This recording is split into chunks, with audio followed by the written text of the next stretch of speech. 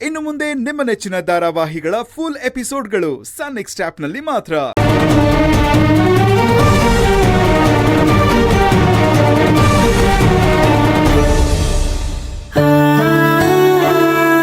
ಯಾಕೆ ನಿನಗೆ ಇಷ್ಟೊಂದು ಹಠ ಕಂದ? ಯಾಕಂದ್ರೆ ಅವ್ರು ನನ್ನ ಕಣ್ಮುಂದೆ ಬಂದ್ ನಿಂತ್ರೆ ಅವ್ರು ನನ್ನ ನಿಲ್ಲಿರೋದಕ್ ಬಿಡೋದಿಲ್ಲ. ಅವ್ರ ಜೊತೆ ಕರ್ಕೊಂಡು ಹೋಗ್ತಾರೆ. ಆಮೇಲೆ ಮತ್ತೆ ಅವ್ರಿಗೆ ನನ್ನಿಂದ ದುಃಖ ನೋವು ಎಲ್ಲ. ನಾನು ಅವ್ರನ್ನ ಮದ್ವೆ ಆಗಿ ಬರೀ ನೋವು ಕೊಟ್ಟಿದ್ದೀನಿ ಹೊರತು ನನ್ನಿಂದ ಅವ್ರು ಯಾವುದೇ ರೀತಿ ಸುಖ ಕಂಡಿಲ್ಲ. ಇನ್ಮೇಲಾದ್ರೂ ಅವ್ರು ಸುಖವಾಗಿರ್ಲಿ. ಪ್ರವಾಹ ಆಗುವಾಗ ಒಂದ್ ಹಕ್ಕಿ ಸಮುದ್ರದ ಮೇಲೆ ಹಾರ್ ಹೋಯ್ತಂತೆ. ತಾನ್ ಹಾರಿದಕ್ಕೆ ಪ್ರವಾಹ ಆಯ್ತು ಅಂತ ಆ ಹಕ್ಕಿ ತಿಳ್ಕೊಂತಂತೆ.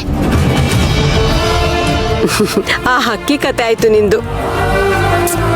ನೀವೇನೇ ಹೇಳಿದ್ರು ನಾನಂತೂ ಯಾವುದೇ ಕಾರಣಕ್ಕೂ ನನ್ನ ಗಂಡನ ಹತ್ರ ವಾಪಸ್ ಹೋಗಲ್ಲ. ಅಮ್ಮ ಅಂತ ಕರೆದಿದ್ಯಾ. ಮಗಳಾದವಳು ಗಂಡನ್ ಮನೆ ಬಿಟ್ಟು ತವ್ರ ಮನೆಗ್ ಬಂದ್ರೆ ಅಮ್ಮ ಆದವಳು ಸುಮ್ನಿರ್ತಾಳ? ಬುದ್ಧಿ ಹೇಳಿ ಕಳಿಸ್ತಾಳೆ.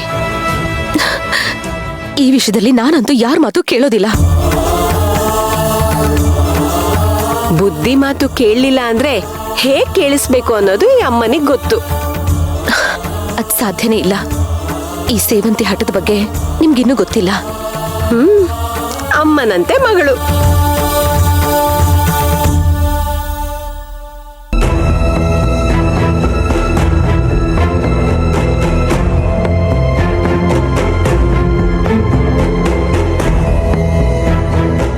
ಅಮ್ಮ, ನೀವು ಬಳೆನೂ ಮಾರ್ತೀರಾ?